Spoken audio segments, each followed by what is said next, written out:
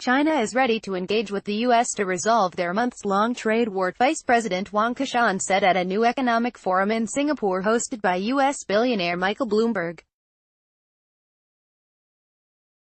Wang, widely reputed to be a firefighter, and one of President Xi Jinping's most trusted allies, pushed back against Washington's America First trade policies in a nearly 20-minute keynote address on Tuesday at the newly inaugurated Bloomberg New Economy Forum, without making reference to U.S. President Donald Trump by name. At the same time, he promoted a vision of globalization that was an echo of Xi a day earlier in Shanghai at a government-sponsored import fair, in another effort by Beijing to quell global skepticism about its resolve to adopt economic reforms. China and the U.S. both wish to expand cooperation on the economy and trade, he said at the ballroom of the Capella Resort on Singapore's Sentosa Island. Xi Jinping makes fresh promises to open China's economy and boost imports. The Chinese side is ready to have discussions with the U.S. on issues of mutual concern to push for a proposal acceptable to both sides to resolve their economic and trade issues.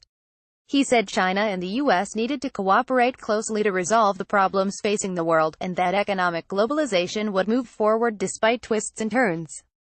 Negativity and anger are not the way to address the problems that have emerged from globalization, nor will barriers and disputes help solve one's own problems. Instead, they will only exacerbate global market turbulence, Wang said. He added that China needed to stay calm and sober-minded, invoking the country's history of oppression by imperialist powers. China and Singapore wrap up talks to upgrade free trade agreement. To understand the history of China in the past 70 years, one has to go back to the year 1840 when China was bullied and oppressed by imperialist powers, he said.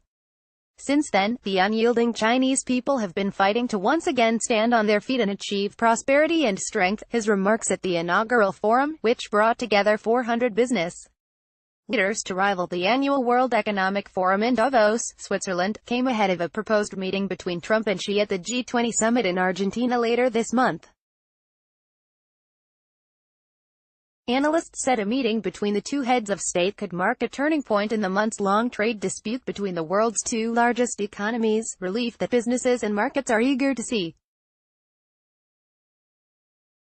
It also comes on the heels of Xi's pledges on Monday at this week's China International Import Expo in Shanghai, where the Chinese leader vowed to buy $40 trillion in goods and services over the next 15 years. Without mentioning U.S. President Donald Trump or their intensifying trade war by name, Xi promised to defend free trade, a commitment critics say the world has grown weary of hearing without substantive action. The matching message from Wang at the two-day event in Singapore sought to amplify China's assurances that it will improve its lopsided market access for foreign companies, a long-standing complaint from the U.S. and others, analysts say. Two Chinese leaders delivering these messages domestically and internationally is meant as a clear signal to the world, said Wei Zhongyu, an international studies professor at Fudan University in Shanghai. China wants to showcase a determination to open up its doors and welcome foreign companies to the country, to work with others to promote the development of global free trade, Steve Sang, director of the SOAS China Institute at the University of London, said it was expected that Wang would echo Xi in underlining that China is open to business and open to the world without giving details or a time frame. This would be part of a Chinese effort to seize the initiative to project China as a sponsor of globalization in contrast to Trump being an enemy, he said. Zhang Xiaoqiang, permanent vice chairman and chief executive officer of the China Center for International Economic Exchanges, said Wang conveyed China's stance on its own development and the China-US relationship. He talked a lot about history. Especially said our rejuvenation in the human history only meant there was a glorious past, which all contain profound meanings, Zhang said. Wang arrived in Singapore on Monday afternoon accompanied by a Chinese delegation of around 50 government and business representatives. That night, he attended a private dinner hosted by Bloomberg, alongside big names from the U.S., including former Secretary of State Henry Kissinger, former Treasury Secretary Henry Paulson, former Chair of the Federal Reserve Janet Yellen, and Trump's former top economic advisor Gary Cohn. China's Import Expo to woo world with Pakistani fashion show and matchmaking British firms. Others at the dinner included Singapore's Deputy Prime Minister Tharman Shanmugaratnam, Hong Kong's former Chief Executive Tung Chee-hwa, founder and chairman of Hill House Capital Management Jiang Lei, ExxonMobil chairman and Chief Executive Darren Woods, and FedEx chairman and Chief Executive Frederick Smith. Wang's visit to Singapore marks his third overseas trip since the 69-year-old was appointed to the vice presidency in March, a radical move by Xi that shattered retirement age norms, after which he was made a member of the Central Foreign Affairs Commission that Xi heads.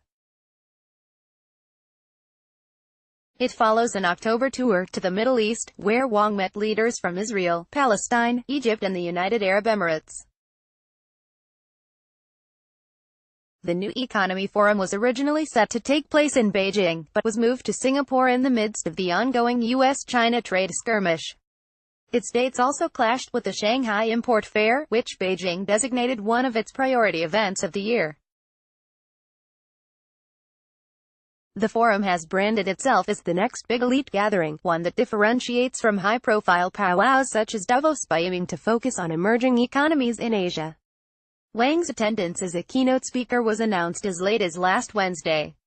Additional reporting by Orange Wang.